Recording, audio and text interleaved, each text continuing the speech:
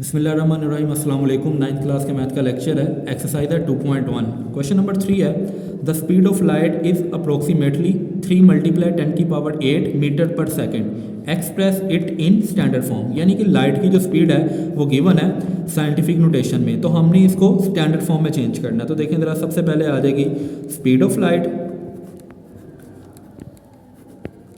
तो वो बराबर है 3 × 10⁸। तो हमने इसको स्टैंडर्ड फॉर्म में करना है। तो देखें ज़रा स्टैंडर्ड फॉर्म क्या होगी इसकी।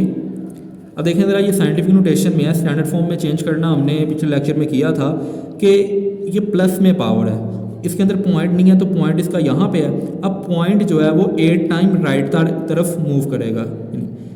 यहाँ पे इसकी पावर प्लस में है, पावर 8 है, तो इसका पॉइंट यहाँ पे मौजूद है।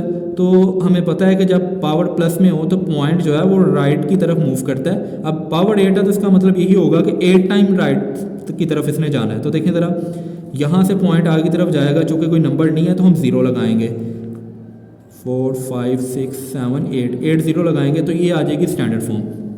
चलते हैं क्वेश्चन नंबर 4 की जानिब।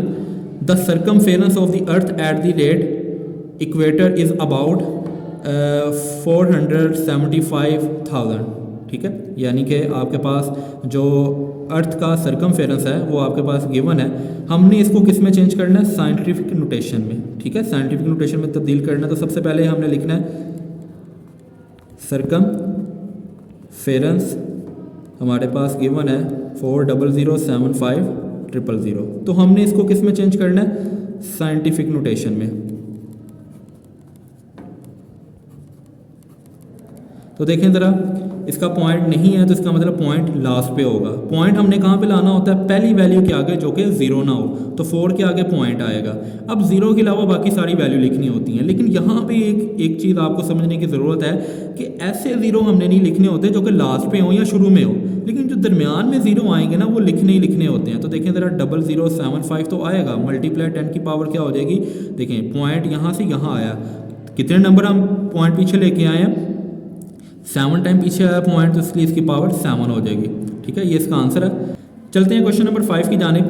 The diameter of Mars is 6.7779 × 10⁻³ express this number in standard form. यानी कि डायमीटर जो मार्स का है वो गिवन है, आपने इसको स्टैंडर्ड फॉर्म में लिखना है। तो देखें ज़रा, डायमीटर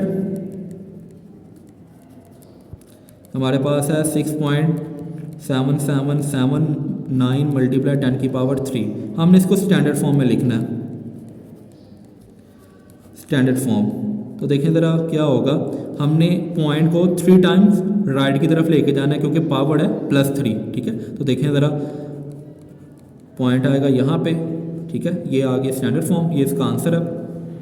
चलते हैं पार्ट नंबर 6 की तरफ। The diameter of earth is about. अब डायमीटर गिवन है अर्थ का 1.2756 × 10⁻⁴ किलोमीटर।